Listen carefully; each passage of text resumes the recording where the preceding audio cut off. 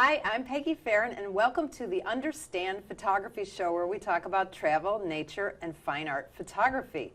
Hey, are you shooting in the manual mode on a regular basis? Are you really comfortable with it? You should be. It's not that hard. It really isn't, and it will give you the freedom. When you're shooting in manual, you have the freedom to be creative because you know how to do things. Of course, we have a class called the 4 Weeks to Proficiency in Photography, and it's a 4-week class designed to give you a solid photography education. And we start in 2 hours. In the first class, you're going to be shooting in the manual mode. You're going to have a teacher. You're going to have homework, and your teacher's going to look at your homework, teacher being me, to make sure that you're getting it. And you will get it. The homework really helps. Anyway, that's the 4 Weeks to Proficiency in Photography. So just look at our schedule on understandphotography.com for the start dates. We also have a few online classes that are self-paced, Photoshop class, Elements class, and a Lightroom class. The Lightroom class has really been a big seller for us. Joe Fitzpatrick is the Lightroom expert in this area, and he has put together a class of very short little videos. The format is so good. Short little videos to get you started in Lightroom. So that's on our website as well, understandphotography.com. Last announcement is our Ladies Weekend is coming up September 15th through the 17th, so it's right around the corner. So please join us. It's limited to only 3 ladies in Naples, Florida, my hometown, and I'm the leader of it. It is so much fun. It's a weekend of just photography. We're gonna stretch your creativity. You're gonna learn so much, and you're gonna have a blast. So again, on our website.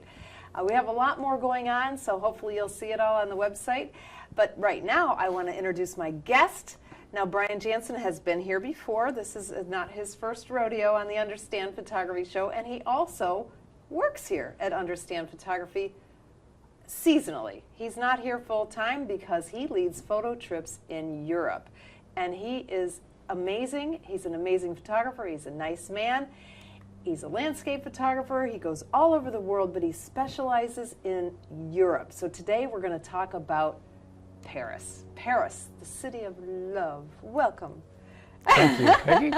Beautiful place to start. Is it the city of love? It's the city of light. Dang, I was wrong. Yeah, close. Actually, I think L. I have heard somebody call it the city of love, and that may be one of its titles, but City officially, of Light. City of Light. It was one of the first to get gas lanterns back in the day. So Seriously? That's really interesting to me. And they loved the way it illuminated all the old buildings, and they still do that today, which is one reason why night photography in Paris is just so awesome. Next time I go, I'm going to do a history tour. That sounds really, I didn't know that. That sounds really interesting. Well, as you can imagine, the city being as old as it is has an awful lot of history. So you'll get your head full. All right, so we're going to talk about how to go, if I'm going to Paris as a photographer. Let's start with, what do I bring? What do you bring? Well, it really depends on what your style is. Okay. But the city itself can accommodate every piece of equipment you have, most likely.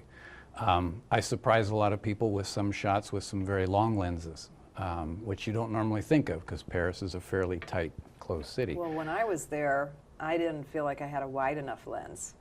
That isn't the other spectrum, Because I had my full frame with a 24-70, I think, and I didn't feel it was wide enough. If you want to go wide, you need about a 16. Yeah. Or a 14 if you can afford the crazy thing. But and I think for my style of photography, I like to view cities in different ways than you can with your naked eye. Okay. So 50 millimeters is something I rarely use in Paris. I'm normally pretty wide or pretty long.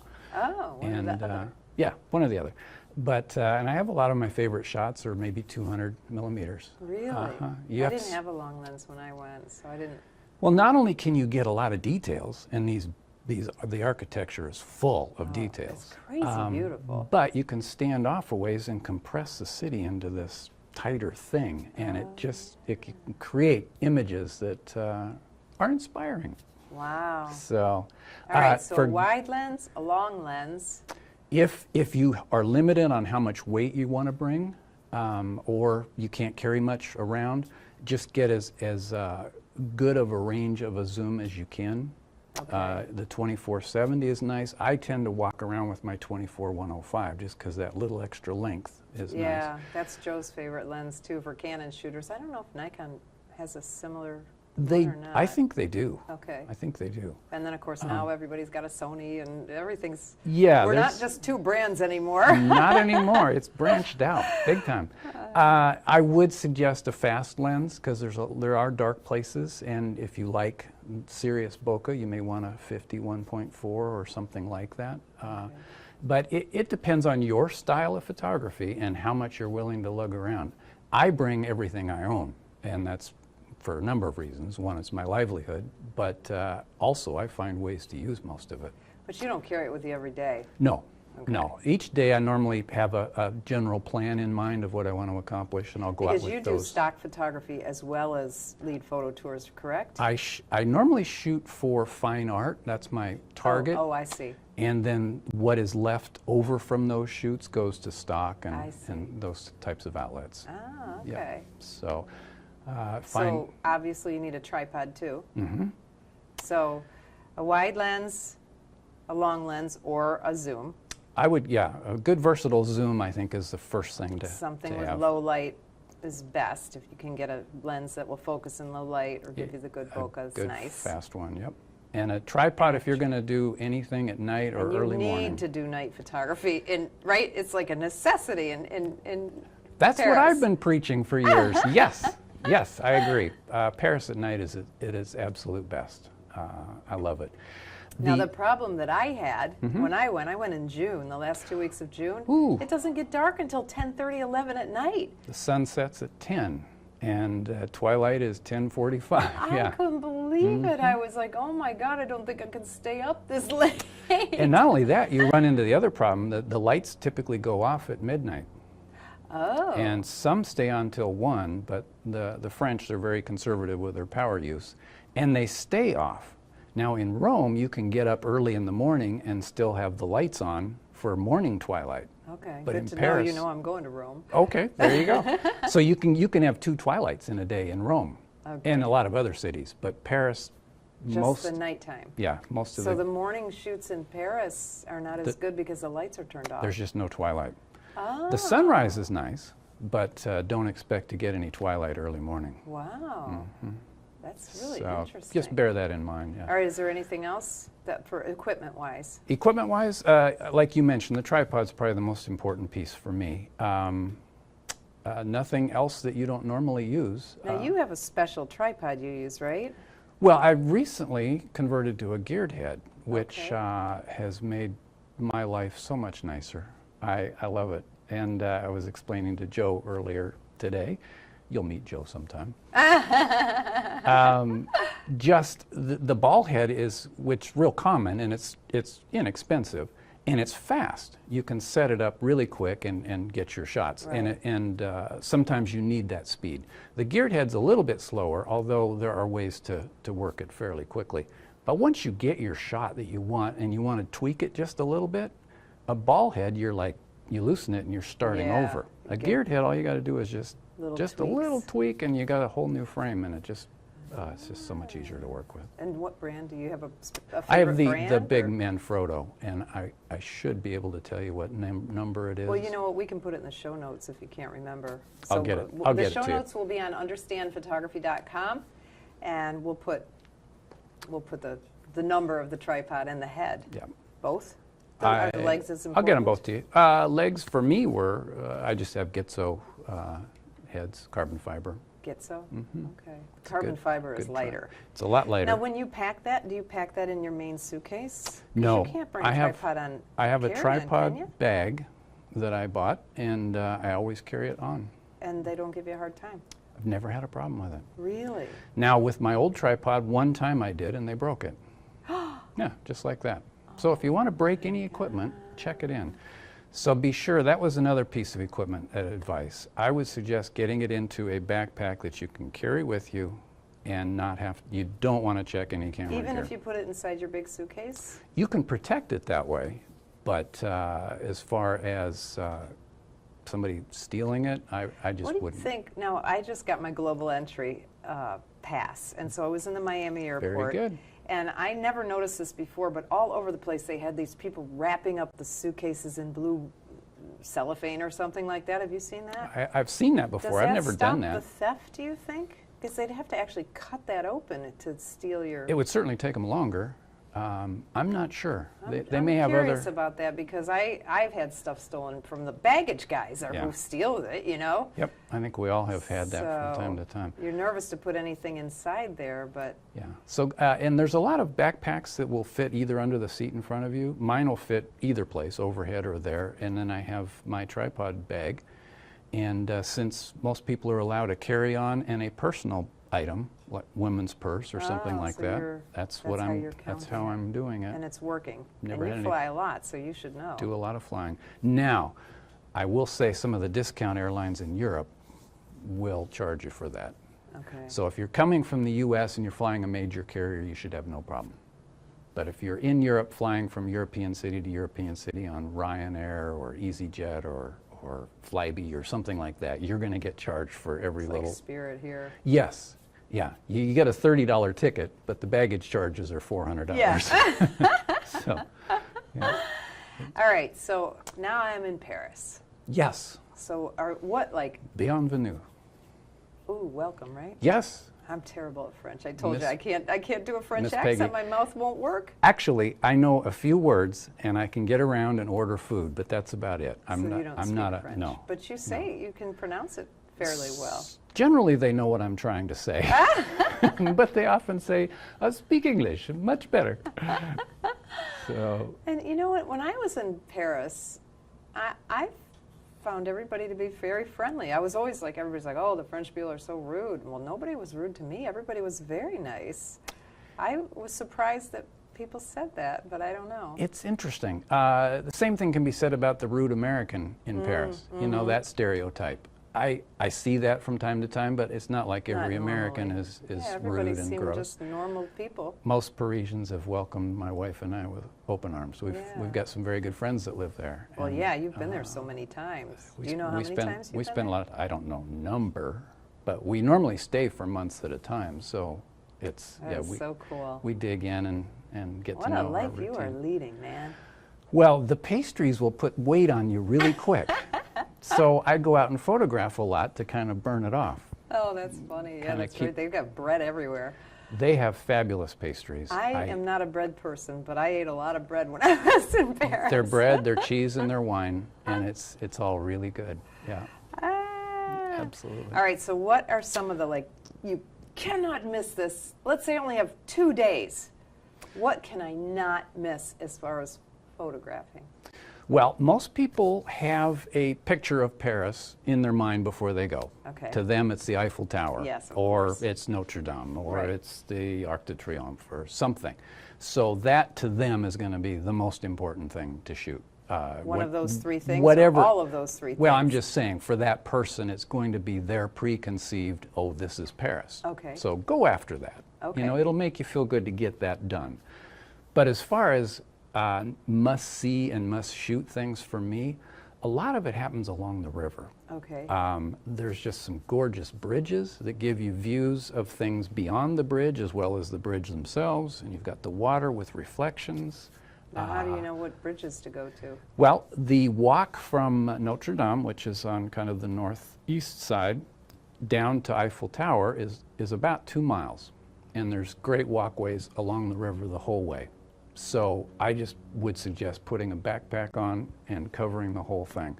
Because in between there's 6 or 7 bridges. 3 or 4 of them are just fabulously photogenic. Bridges are so fun to photograph. They are, and they're lit well at night. These bridges are. Pont Alexandre III is probably the most famous. Is that the one with the big... It's got those giant lampposts Yeah, and, yeah. and cherubs on one end and big columns. Yeah, that's a gorgeous... What's the name of that again? Pont Alexandre III, Okay. named after Alexander III, I think the Russian Tsar, a long time ago. It's beautiful. In fact, so much so that you go there on a Friday night, you will have 3 or 4 wedding shoots there. Yeah. Every Friday night. When I was there, there were brides and grooms and photographers all over the place, and models, you know, like maybe quinceañeras. Do they do quinceañeras? Maybe not. But anyway, young women in beautiful ball gowns in front of the Louvre and all this other stuff. They do it a lot. There's a lot of photographers. Well, and for good reason. The backdrop is amazing. So gorgeous. Yeah. So I would concentrate on the river for a while. Notre Dame on one end, the Eiffel on the other end, and in between there's gorgeous architecture on both sides. Let me ask you about this place that I went to. We went from Notre Dame, we went across the river, and there was a park or something. Well, there's a bunch of parks. It was right but there. It sounds like Jardin de Luxembourg. Maybe, it's a small park. Oh. But I got some no, it's very small. Very small. Yeah, and it's right there. It's right across the river. Right across the river? And maybe a block in or something. But I took a picture that I love because there were roses everywhere when I was there in June. And I put the roses in the foreground and Notre Dame in the background. And it must have been the middle of the day, I don't remember, but the lighting was beautiful on the church. And then I popped up I just did it with a point and shoot. I popped up the little flash so that the flowers would... Lit the flowers. And it was just one of my favorite shots. See? So, flowers. But that was right there. I mean, it was by the river. It was... I'm not sure which park and which... Notre Dame's on an island, so you can go both directions and cross water. Oh, I guess I didn't realize in fact, you can go 3 directions and cross water. So I didn't even know that. I'm not sure which park you're thinking of. I can help you find it. But no, I know where it is. I've seen it on a map recently. It's right across this river. I keep wanting to say street. that wet thing. But you did bring up another point. Flowers are a big part of Parisian life. My God. And they're everywhere. The roses were unbelievable. It was so gorgeous. And smelled so good. And they take their flower shops seriously, too. They're all over the place. You're right. And you saw people carrying flowers all over the place. A lot of people will stop, pick up their bouquet of flowers, and head home every night. It's just, it's amazing, the French with their flowers. They just love them. I can't remember. Go ahead. And they make great photographic interest, too. Yeah. Even just the bouquet or the flower shop, or like you, use it as a foreground for Notre Dame or wherever you're shooting. All right, so we're heading down the river. We're getting the bridges. We're getting other architecture around there. So that's kind of your not miss thing. And that's one afternoon or one? If you don't have a lot of time, you might have to pick 1 or 2 of those places and go directly to it, Okay. Because it would take you a while to get from one end to the other. You said 2 miles, right? It's 2 miles. Yeah, so that's quite a distance. It is. Especially for a photographer. Photographers are slow-moving people. Yes, they stop to take all those pictures, you know? Well, there are a lot of scenes along the way. So if you only have one day to do this, I would suggest picking maybe 1 or 2 spots and narrowing it down. Notre Dame is always photogenic. So beautiful. Pont Alexandre III, the bridge, the Invalides, which is Napoleon's hospital for veterans that he built, the big gold dome. Actually, he's buried under that dome. Is a gorgeous building, and then there's cafes that line all the streets on both sides of the river. So there's just so much. The Palais Garnier, the opera house, and I think you went to that. I lost my mind in there. Fabulous. I've never seen so much grandeur in my life. And I think I told the reason you remember because I told you my story. I had a point and shoot with me. It was a Panasonic Lumix. And thank God for Joe Fitzpatrick, because before I left he said, you better buy a spare battery because those batteries don't last very long. And so I'm in there, click, click, click, click, click, click, taking all these pictures, and sure enough, like an hour and a half, that battery died. I had a spare. Yeah, good. And it was fully charged. Yeah, but they go those quick. little point and shoots, they don't last. Well, it's a bridge camera, but the batteries are not like the professional batteries that last all day. So yeah, if you're used to a big DSLR with big batteries, yeah, they go. That place was quick. amazing, inside and outside. Yes, both. And at night, lit up, it's just it's solid gold. Night. It looks like it's gilded gold. And in fact, they call it Palais Garnier because it was built by Garnier, and the French thought it rivaled the look of Versailles, which it really does. Yeah. And so some people thought it was even fancier than Versailles. It's easier to photograph than Versailles as well because there's not as many people around, right? Right. It is. Because Versailles, what I remember about Versailles is like just like being sardines going through it and waiting in lines. That's the way I remember Versailles. It's hard to shoot Versailles without people. Maybe the chandeliers. Yeah. My favorite part of look up. Versailles is Marie Antoinette's home and little farm that's on the grounds. I It's don't think I went there. it's way off from the palace, Oh. but it's on the grounds. The grounds are huge, huge, hundreds and hundreds of acres. So Wow. All right. So, what do you have a time? What's the best time of day to take pictures of what this or that or the other thing? sunrise is always gorgeous Okay. if the sun comes Except up, for except for when it's after cloudy. yeah.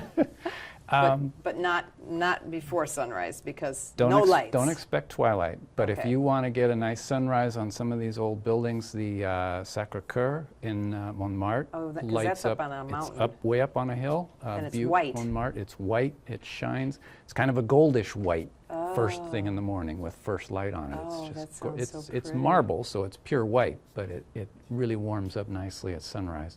Do you have a spot that you like to take a picture from there of that? To be honest, right down the hill in front of it is a really nice place to start. But isn't that where all the shops are? It's kind of busy there. Well, if you're there at sunrise, Oh, and if you're there in June, sunrise is 5:30-ish. Okay. So, no, they're setting up, but the shops are mostly behind you. Stand on the sidewalk at the cafe right below the grounds, and you'll be shooting up a large grassy area with the staircases as nice leading lines right up to the church. Okay. I mean, you don't spend all day at that one spot, but it's Right. not a bad place to start. Okay. And then you can walk your way up the hill and get other shots. And once you're up there, you'll see vantage points from both sides. Wow. But it's a pretty church to photograph. Is there what else at sunrise? Notre Dame is real nice. Along the river, again, the Pont Alexandre III, the bridge is great. And right next to that bridge is the Grand Palais and the Petit Palais. Neither Okay. of them were ever palaces, but they're exhibit Right. halls now Yeah. for like fashion shows and stuff. I found those difficult to photograph because, why? I'm trying to remember now. Just I couldn't get a good vantage point or something. Maybe I didn't have a wide enough lens. Well, morning, I think, if you want sunlight, is early morning is the best because they park a lot of cars along there, Maybe that and was it my starts problem. to look I just a little remember messy. thinking, what a beautiful building, and I couldn't, Yeah, they're I real couldn't fancy. get shots of them. And you may not. It's frustrating sometimes. One of the things I did end up doing a lot of when I was in Paris, because I didn't have a wide enough lens, is I ended up doing like 3 shots and stitching them later because I Way to innovate. couldn't get everything in. Yes. You know? Yeah. Yeah, there are a lot of tight places. Yeah, it's a so city. I mean, it is a city. and it's an old city. Some of those roads are about 4 feet wide. Yeah. So, yeah. It was the most beautiful thing I've ever seen in my life. It was is- so. it is. I mean, is it was pretty cool. awe-inspiring, and I've only been there once. You've been there so many times. You would love it another trip. So those are kind of the places I would suggest going to. And all of these places are pretty close together. You can get on the metro to I get would- around. Is that the best way to get around? I or highly recommend the metro. Yeah. is it hard to learn how to use the metro? It doesn't seem like it. It's easier to learn than the London Tube. Oh, well, that's something. And it's cheaper than the Tube. And it's very efficient, I think. You can pick it up. They have color coding. The name of the train is the destination it's going to. So you know if you're going east or west or north or south. You Yeah. can see it on the map. It's pretty easy to figure out. And it's very efficient. It's What like, if you don't speak French, though? doesn't matter. Really, you can Yeah, figure it out yeah, anyway? you don't have to I feel speak like I French. figured it out, but I can't be sure because I was very lucky. I went with a woman who speaks French who had a flat in Paris. So Well, and once I was a you little spoiled. that helps having some. Once you pull into a station, it has the name of the station on the wall. So, and up on the ceiling of each rail car, it shows you how many stops you have, and you can see exactly where you're at, and you can watch your progression as you're going. Yeah, that's and, nice. And then you just get off, and And are there other ways? Do they have Uber in Paris? they do, and that's probably better than the taxi, Yeah. because taxis are not supposed to stop in the middle of the street to pick you up like New York. Taxis have to go to a taxi stand, and there's not very many of them. Oh. There's, most of the big roundabouts will have one. Place de la Concorde has probably the biggest taxi stand I know of, but between there and the next one could be several miles. Oh, my they're hard to find, goodness. so I would not rely on taxi. But Uber can Uber's just pick you okay up. if you're used to Uber. Yeah, use the phone app. And what about buses? Friends of mine, I have friends that use bus all the time. We went on the bus one time, and I actually enjoyed it because it was almost, they had big windows on the bus. So it was almost like sightseeing, except you were kind of packed in there. Yeah. You're packed in a lot of places You're in packed in the transportation. subway. Yeah. Subway, I had a little, or the metro, I'm sorry. Uh-huh. I had a little claustrophobic problems in there. I mean, you were in there tight. And Yes, I it can. didn't like And that. one time it stopped in between stops when it was pitch black and lost power. They just my shut it down God. for a while, and When it you were on feels it? yeah.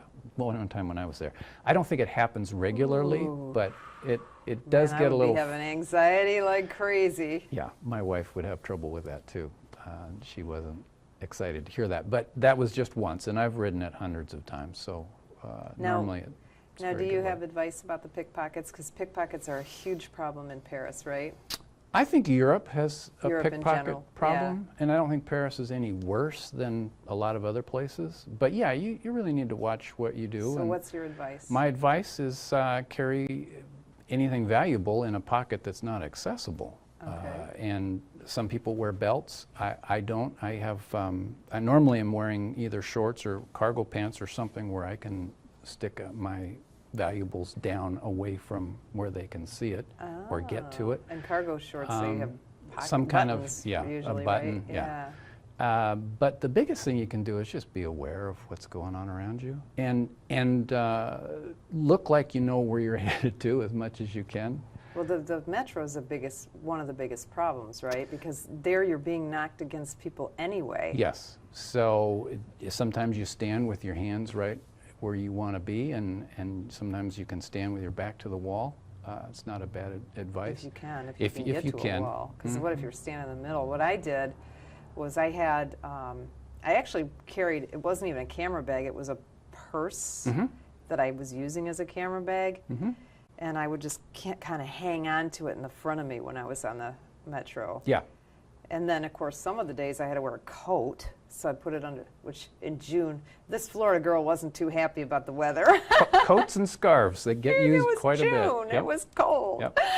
But yeah, so I would kind of put the jacket around it too, because I was really scared. I mean, my friend Isabel, who took me there, she of course is very familiar with it, and she was so funny. She would go up to these, they have young girls, like 14-year-old girls, little teams of them to kind of distract you while the other one Right. fixed your pocket or something. And she That's- would be going up to them, "What's wrong with you?" Start yelling at them in French. That's probably the most common thing you see is, by way of pickpockets and stuff, is these young girls, and they go around and they tell you they're either deaf or something, and would you sign the petition that'll help them with their Yeah, they were problem. doing surveys. Right. So they play to your spoke emotions, English. and they do. And sometimes they ask you if you speak English, and if you see them with a clipboard, you probably just want to ignore them and keep going. Because if they stop you, then while you're talking to them, someone else could be reaching for Right. something. So I guess another piece of advice is to watch your friend's back.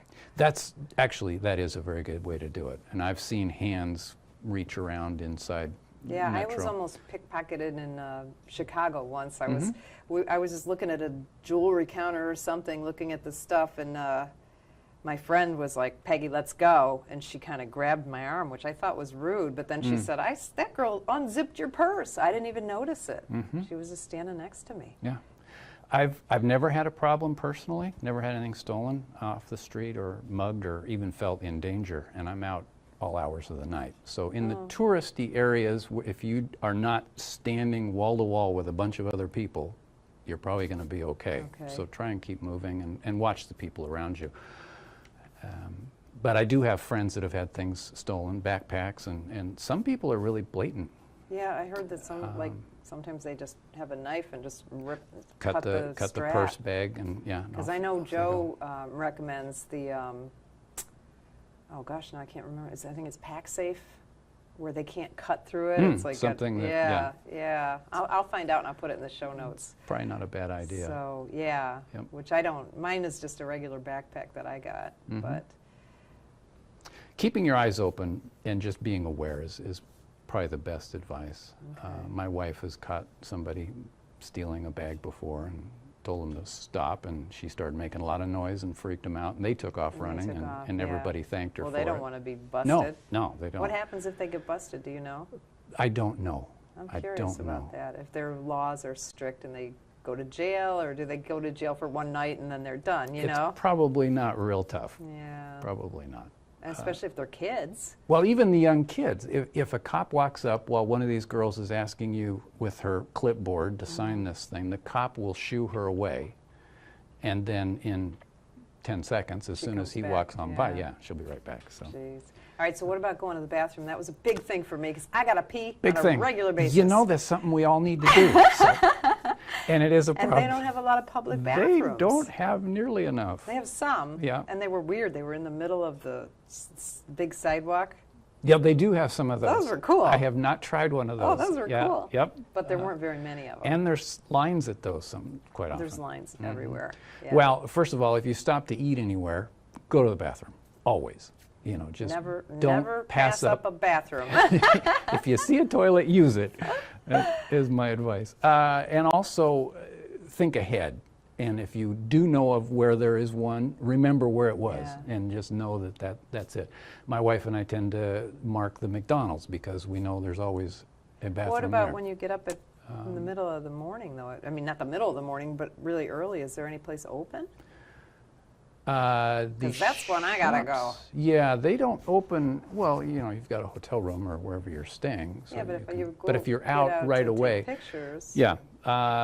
Typically, things start to get moving around 6 or 6:30. Okay, so there are places that you can find. But again, June 21st, the longest day of the year, I think sunrise is 5:20 or something like that. So if you're doing sunrise at that point, yeah. You're gonna have Maybe- to hold it, maybe. Maybe a good reason to go in September. Yeah. I'll tell you, they tease me because we go out on the boat and I can spot a porta potty a mile away, man. When I Yeah. gotta go, I gotta go. Very good. And in Florida, it's easy to spot the porta potties because you just look for construction. Yeah. There's tons of construction. Plenty in of Florida. construction. There's plenty of construction in Paris as well. But not with the but porta not with the porta potties. potties. No. Where do they go, I wonder? I'm not sure. Now, I've I told you never this asked. before the show. My friend said that and of course, we've got to verify this because neither one of us know this for sure, but she said it was illegal for the restaurants to stop you from going in, that you can just go into a restaurant and go to the bathroom. And because I do have to go to the bathroom a lot, a lot of them had pay toilets. So I'm thinking that's probably correct. There is a lot of that. So but bring coins. bring coins. In fact, yeah, they use cash a lot more than Americans do. So And do they do euros there? Or yeah, it's okay. Euro system. Okay. And so bring coins, and you can go in and buy an espresso for 85 cents, and 85 cents? or whatever the price is. That's what it was at my little cafe in that's so Marais. cheap. Yeah, it is. Cappuccinos are normally €2 or something like that. Unless you get it from one of those big fancy touristy cafes, and you can pay €9 or €10 for a cappuccino. It's ridiculous. Ay. So, all right, so what else? Where else? One of the things that we did that I thought was really fun is Isabel took me to the Louvre, of course, and we were walking towards it. We were in front of it. I'm trying to remember why or where exactly we were. There was like a highway, a fast-moving highway in front of us. There's one on each side of the Louvre, and actually there's one on each end too. So all four sides I don't know have which one we were at, but fairly busy highways. She didn't know how to pan, and I'm like, oh, this is perfect for panning because you'll get, the Louvre in the background, and we'll get some cool car going by. Well, guess what? They don't have in France cool cars. They have ugly cars. No, you don't pan cars. You pan bicycles and scooters. I found finally I got a motorcycle. I was like, There you go. and Yeah. thank God it came out because Yeah. it was like, first it was just her learning. It was practice. It was fun because there was a million cars and they were going fast. Yeah. But then I finally got a motorcycle. Yeah. And that looked cool. Yeah, scooters. What a and, cool background. Yeah, the Louvre, the old architecture makes it great. And that was one of the things I was going to mention. Panning is one of my favorite things to do in Paris. Where else do you do it? Oh, well, I don't have a specific spot, but you can almost stop at any place where there's constant motion going. You don't want to do it at a traffic light, of course. and the background is going to work for you most of the time because it's blurred out enough that you can't really. Now, if somebody doesn't know how to pan, what's your advice? How do you pan? Well, I would start with the shutter speed of somewhere around 10th to a 20th. Okay, of a second. Yep. Okay. And then adjust your aperture and your ISO to get that meter speed. to zero. Yeah. And then it's a matter of picking up your target beforehand. And what you want to do is just move the camera at the same speed that they're going. So you literally put your finger on the shutter. I'll tell you what, you have a shooting zone, Okay. which is typically right in front of you, and that's where you want your photo to turn out. Okay. That's where you want them to be for your best photo. All right, And but you're going to follow them. you're going to pick them up before they get there. Uh-huh. You're going to put your camera in continuous shooting mode. Okay. You're going to focus on the shooting zone. You're going to focus in I manual? use back focus on my camera. Oh. So if you have your camera set to focus with the main button, then this won't work. Okay. But I focus, or you could set You it to could manual. manually focus, right? Focus where you're going to have the person that you're shooting, and then leave the focus there. And then you pick them up with your shutter So then button. you start from where they're going to, like, coming into the frame, and then you hit the shutter when they hit the frame, and then do you keep following? Because you're on continuous, you're going Right. I would just go like that, click, click, click, click, click, click, click, all the way through. and then hopefully one comes out, because Yes. it's hard. Oh yeah, you throw a lot of them away. Yeah. And really, you only want one great one. See, you know what, though? That's good advice, because I never put my camera in manual mode. I mean, I don't do back button focus, and I got yelled at by one of my guests for that. Uh-oh. Well, it doesn't work for everybody. But I never manually focused, but I think that's a better idea. Manual focus where you want the finished product to be. I think that's a way better idea. Because otherwise, if you're focusing over here, the camera either has to continuously focus, which you can get errors, and, and it may well, not I get be a lot of fast errors enough. when I pan. You do. And then the other thing I would suggest is twisting at your waist. Oh, so that In your other words, feet are don't- kind of solid. Don't swing your arms. You want to keep your keep arms those elbows still. in. Keep your elbows in and do your bending at the waist, and it'll give you a smoother motion. You'll have more keepers. And if anyone's ever taken my 4 weeks to proficiency class, you know I have a thing about holding your camera correctly with the left hand underneath so that you can keep your elbows in tight. I see this You're all with the me, time. right? I have no idea how this works. Yeah, but when they have their elbow up. Yep. If your left hand's on top, your elbow's flailing around, you're Yeah. not going to get those steady shots. You won't get the stability. All right, so panning. What else? What else can we do that's cool in Paris? Oh, well, eat food. Eat food. Do you photograph the food while you're there? Yes, food photography. And that's another thing. Their pastries are works of art. And so, and not just pastries, their meals can be too. So have your camera ready to take a picture. Plus, you've got a background in front of it of a cafe door or something that's pretty cool too. So yeah, food photography is a lot of fun. Another, you just use the natural light because you can't really. you don't want to be lugging around flashing, lights. and you don't Yeah. want to be flashing in the middle of a cafe. That's Right. kind of rude. Okay. Another thing would be to use your smaller apertures, f/16, f/22, and get some of the starburst stuff on the lights. The Eiffel Tower has that strobe show every hour. They do it every hour? In the evenings. Oh, wow. And again, in June, it won't last long because the lights go off at midnight. Of course, the only night we went out, because a couple of old ladies, we were tired and we didn't get out at night, but it was raining. No. So I have a couple pictures. I don't have a good picture of the Eiffel Tower at night. Yeah. Well, Where's the best place to take a picture of the Eiffel Tower? oh, that's a tough one. There are so many 'Cause you good, can see it good anywhere views you are, from all and- over town. You walking down the street and you look down an alleyway and there's the Eiffel at the end of it. That may be a That's great cool. spot. Yeah. The traditional one is across the river at Trocadero. That's which where is- we went. Yeah, and that's where most In people. fact, there was a guy start. who did a surprise proposal for his girlfriend while we were. Was there a photographer there getting Oh that? yeah. Oh yeah. Photographer, videographer, and then Yeah. her whole family came out. It was really fun to watch. Yeah.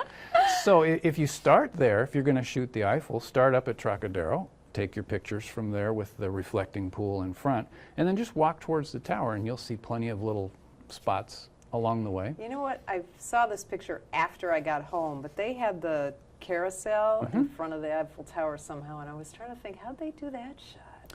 There's typically two carousels that I'm aware of. One of them is really close to the base of the tower, and that one's harder to work with because it's too so close. Oh, maybe that's what I was looking Other at. one's across the river, which I is didn't about see a half a mile away.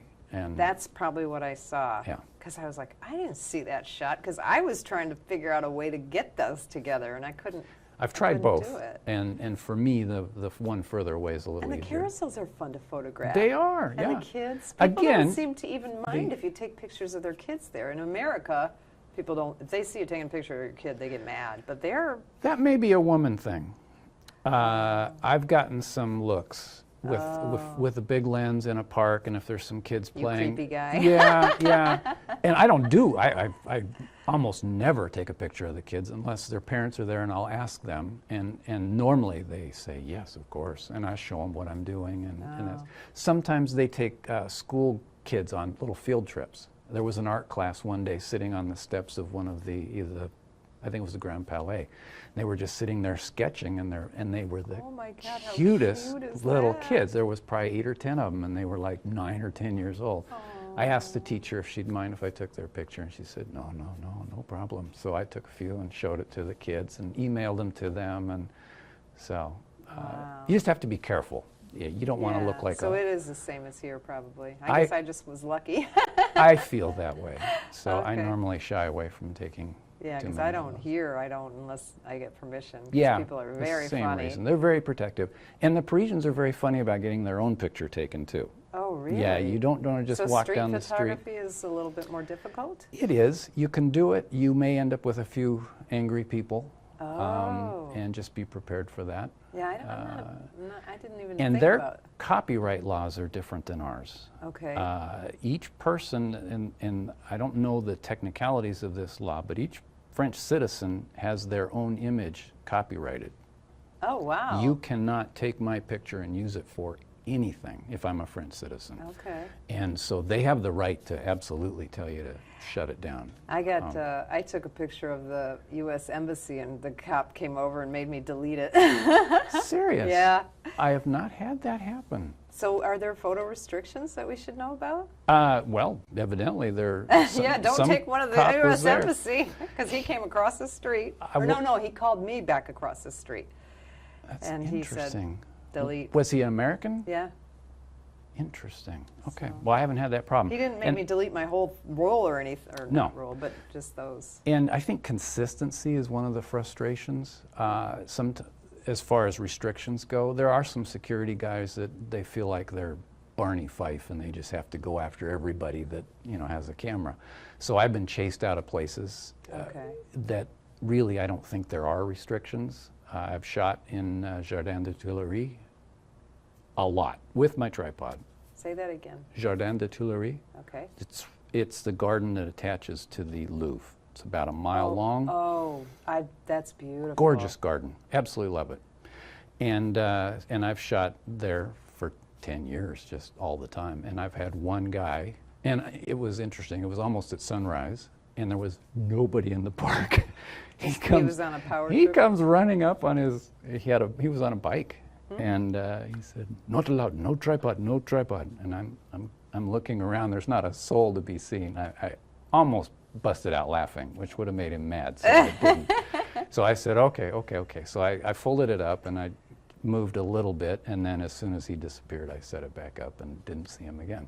Jeez. So as far as restrictions go, they let you take pictures in a lot of places. Okay. The museums, the Louvre, you can take photos.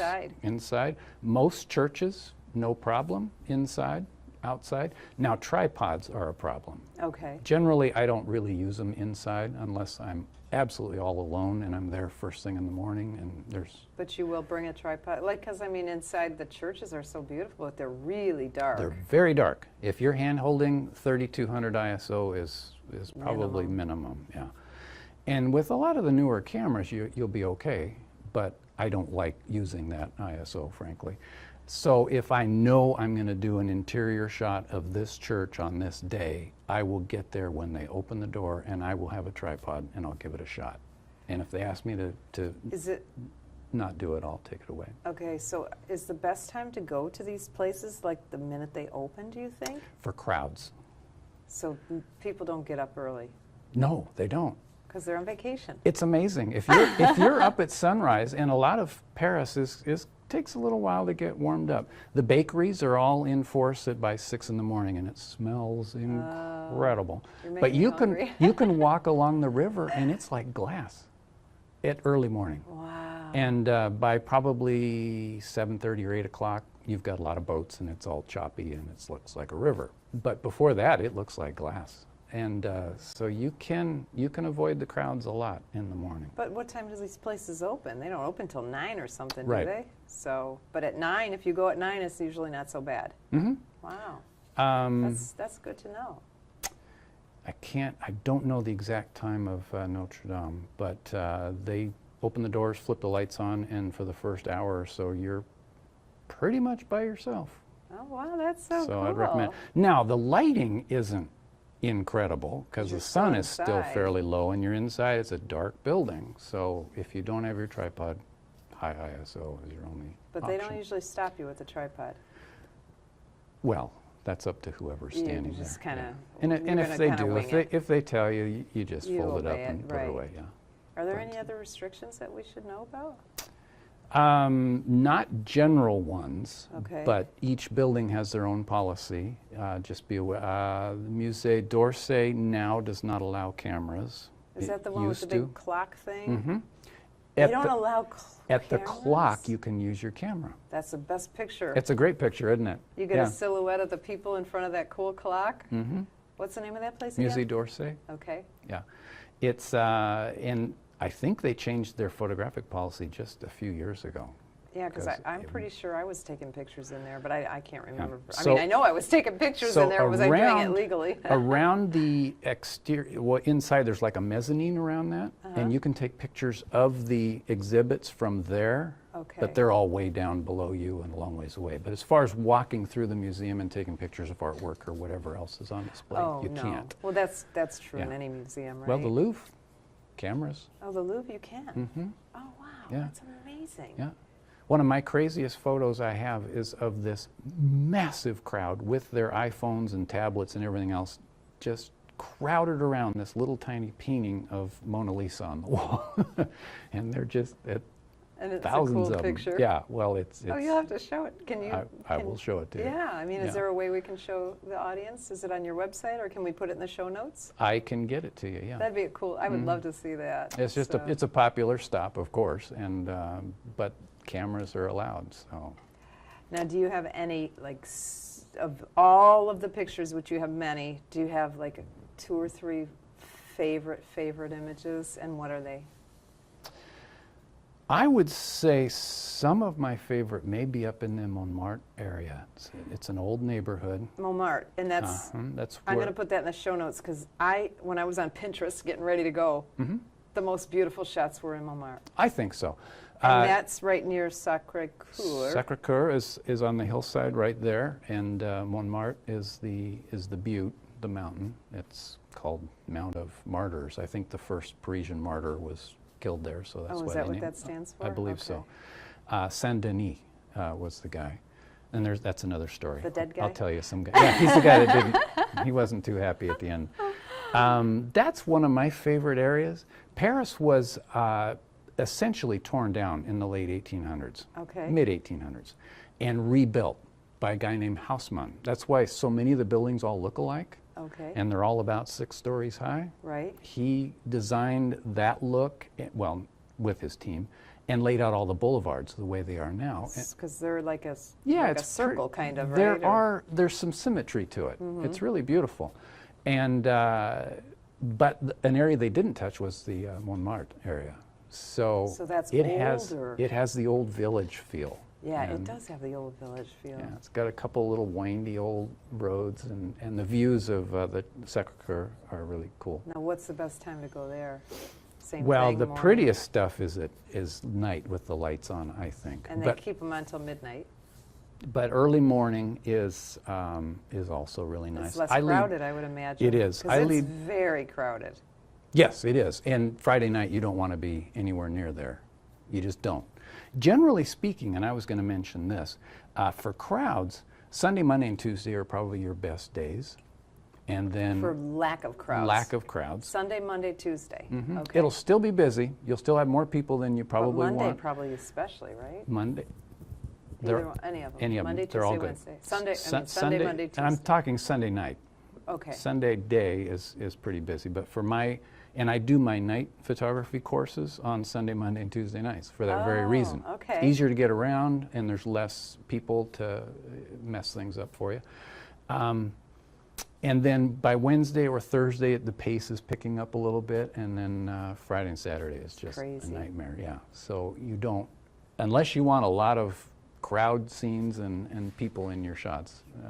I don't do a lot of shooting. I was really happy with Friday some and of the Saturday shots I nights. got in that area. Well, you can get some really interesting people. You got like the pizza. I got like a pizza guy throwing the pizza up, and it was like through this cool window, and I forget what else I got in there. I didn't get as much as I wanted to because it was very crowded. And I think some of the people pictures are just Yeah. fascinating of doing those the things. shop owners and Yep, they have a little there was routine. a photographer there, and he had I gave him my card. He didn't have a card, and I'm like, I really want to see your pictures because he was setting up a tripod in a pretty busy area. And I said, what are you taking a picture of? And he said, oh, I'm going to have a very slow shutter speed, so all of these people are going to disappear. And I was like, whoa, I want to see that picture. But he never got back to me. But you do that here on the Old Naples Photo Tour. I know you take people up on the pier. Yes, yeah. And teach them how to make the people disappear, right? That's, Yeah, that's one of your tricks. It's a real simple technique, just a long exposure. Yeah. And now, if a person is standing there for 30 seconds in front of you, you're not going to get rid of them. But if they're moving by, yeah, they just disappear. That's one good way to But get I mean, rid there's of so many crowds. people on that street. I just can't even imagine it would come out. But have you ever tried that? Well, yeah, with varying degrees of success. Yeah, 'cause it if seems it's like it'd be if it's really hard. packed solid, then you're not going to clear that out. No. You know, you could be there for 10 But or maybe if you got there or stayed late enough or got there early enough, you could. Oh yeah, done it many times. Well, if you did and it early, can- though, you would have to have some kind of filter, right? Because it would be too bright, right? Yeah, you would need a neutral density of some kind to slow it down. I wish I would have seen that So shot. all but- Now, any other cool tricks like that? Because that was a cool trick. Well, that either doing at such a long exposure that they go away, or doing a moderately slow exposure where they blur, That's and cool, it looks too. a little pleasant, and you don't totally Like get the rid people of are them. Yeah, like the busy right. There's a people bustle and- to it. Yeah, I yeah. personally like that routine a little better. If you can't get rid of them, Right. If you can, then just wait for the crowd to clear and get some without, and then get. But it's amazing how much adding a bit of humanity to a city shot gives it life. Yeah. And so don't try to get it totally devoid of people if you're setting up a photo. Okay. Couples make great subjects. Quite often they'll be standing there. One of my favorite shots that I have of the Eiffel is really of a couple standing there watching the light show and the Eiffel in the background. So you did it like a silhouette? Kind of. Okay. Yeah, it was an evening, and they were fairly dark, but the tower was lit. So don't shy away from people entirely. Is there any secret places that we could not, that you know that you would tell the whole world to? Well, Or not secret, but like off the beaten path, but Yeah. not too far out of town. I do lead workshops on a daily basis there, either a 3-hour session for daytime, or I do the evening stuff. And quite often I try to get people to places they wouldn't ordinarily look up. And one of my favorite is in the Marais, and it's Place de Vosges is the oldest public park in Paris. Place de Vosges. Okay. And just in front of that, on one corner, is Hôtel de Soleil, which is a grand mansion from the 1600s. And it has a gorgeous garden and a courtyard, and the garden can keep you fascinated for a long period of time. And nobody knows about that. They do know about Place de Vosges because it's fairly famous.